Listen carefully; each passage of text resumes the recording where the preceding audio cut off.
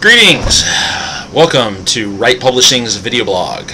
My name is Steve Russell, and I'm going to be doing these every weekday from now on so that you have an update about what's going on with Rite Publishing and where we stand on a lot of our projects.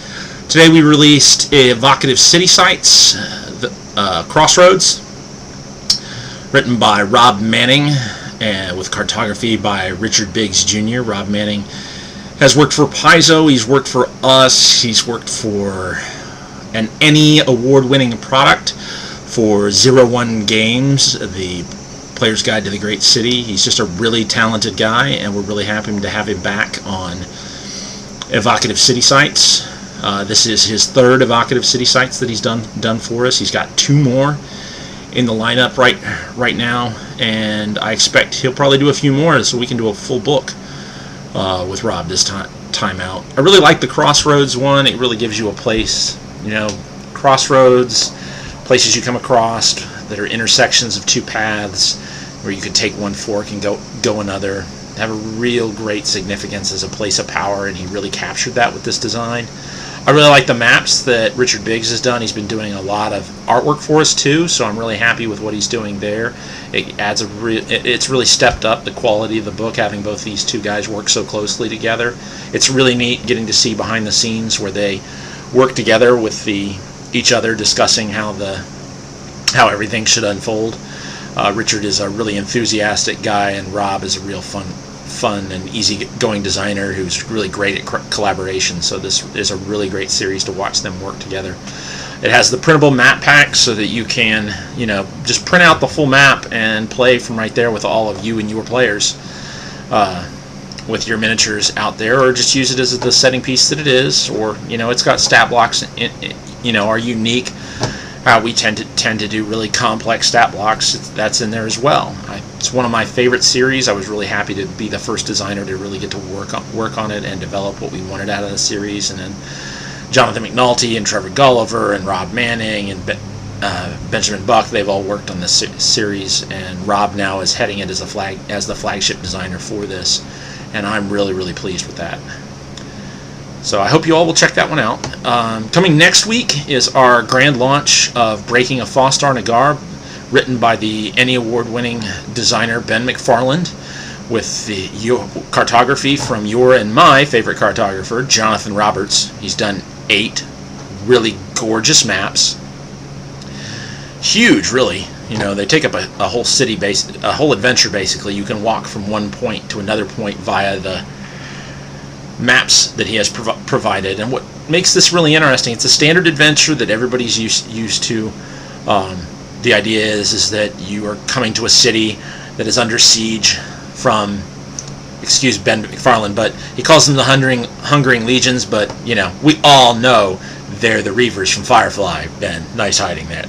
But it's beautiful. I really like it. It's a really great way to use it, and he does add some really interesting twists and really leaves a lot of stuff up to the GM. It was edited by Mark Moreland, who's working at Paizo now. Thanks, Mark. We really appreciate your work on this. Finally got this out there. What makes this a really unique adventure is that it is fully coded for Map Tool already. This is a virtual tabletop free program that anyone can download, so you can buy our product. If you've never used Map Tool before, they have plenty of tutorials. We will help you learn how to use it. We have a tutorial for you. We have an instruction, a PDF that's in there that has been fully play tested. We're having a lot of fun with it right now. One of the things that we really enjoy with this is you can have all your friends download Map Tool for free. You upload the files, the Map Tool campaign files, into your Map Tool program, and you can have a virtual tabletop experience with your friends over the internet in a group, and you can all play together. It is a really fun and interesting way to play, and it's something I've been wanting to do for a really long time, and I'm really happy this product is going to be out there on Thursday of next week. That will be next week, yes. So what are we going to tease you with on that? Well, next week, as we continue on, we're going to be showing some screenshots from that. We'll be showing the instructional demo as a YouTube video that'll be available for you. So that'll be some fun and entertaining stuff. Some of the beautiful artwork, of course, the maps that were done by Jonathan Roberts, and the beautiful artwork that was done by Tyler Bartley. Sorry about that. Moving on from there, we just did the soft launch of the Demolished ones, which is going to be our Fate-based. If you want to know what Fate is, it runs the Dresden Files RPG, Spirit of the Century. It runs Star Blazer Adventures. It does the new Bulldogs, sci-fi that kicks ass. Hey, fun with that. The guy who did Bulldogs with Brennan Taylor is a gentleman named Brian Engard, who has joined us as the lead designer. He was basically pulled from a list of potential freelancers for me by Fred Hicks with his recommendation. He's the one we chose to go with, and he was very, as a gentleman, came upon very easily and took over this idea. This will be a Kickstarter, and this is our soft launch. What that means basically is that we aren't accepting Kickstarters until September the 1st, but you can look at our logo and get an idea of what we're trying to do and take a look at some of the price points so that you can get your money ready to help us out, because we are going to do a really fun, entertaining. So what is the Demolished ones? Well, let's put this really simple. It has a lot of influences, things like Dark City. If you've seen the episode where we talk about Death of Personality on Babylon 5, Alfred Bester's The Demolished Man, the movie Memento, I have a bit of influence from it. The television show Dollhouse, I think, also works well for it in certain ways. It's a really, really interesting idea that every character starts off with amnesia, wakes up in a room, and there's a dead body there, and who knows who the killer was. And then you start there exploring the world. So you don't know anything about the world, but you don't even know anything about yourself. So it makes for a real good introduction adventure. It's going to be a lot of fun. I really look forward to the setting pieces that Brian Engard's put together. He's got a real genre mashup that I really love. It's a lot of noir, Victorian, steampunk, horror,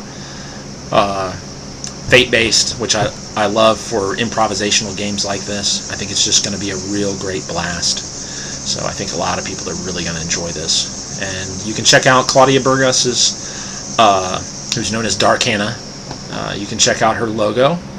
Hugo Salas, who's done work for us and Paizo.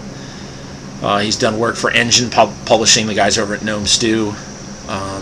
He's just a really great guy, and I'm looking forward to his initial concept sketches. I'll probably see those this weekend, and I'll post those, and then we'll have the finals ready, and then I'll put together the video. I've already got the music picked out for our promotional video, and we'll have all that ready and set to go by the 1st.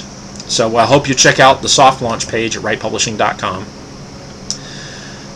We recently, skipping past Demolished ones, we're going to go on to our Fold and Go, which is done our imprint, Lone Tree Games, headed up by Brian Bartlow. And then we have Jonathan Roberts doing the terrains, doing the textures on this one. This is called Fold and Go Castle Kit number 1. And this is a beautiful set that Brian did. He just blows me away every time he brings me an idea, and I say, okay, let's do this, and we get everything worked together, and it's stressful and it's fun as we're trying to wait on the textures to come in and pushing everything really hard, because Brian is just a really fast engineer, and he's so quick to have his models ready and design, and artists take time, so he's always ready before the artist is. So while the textures come in, we get ready, and then he does all of this gorgeous work setting up these beautiful structures, and you can see a video of him doing it in high speed of how he sets this up.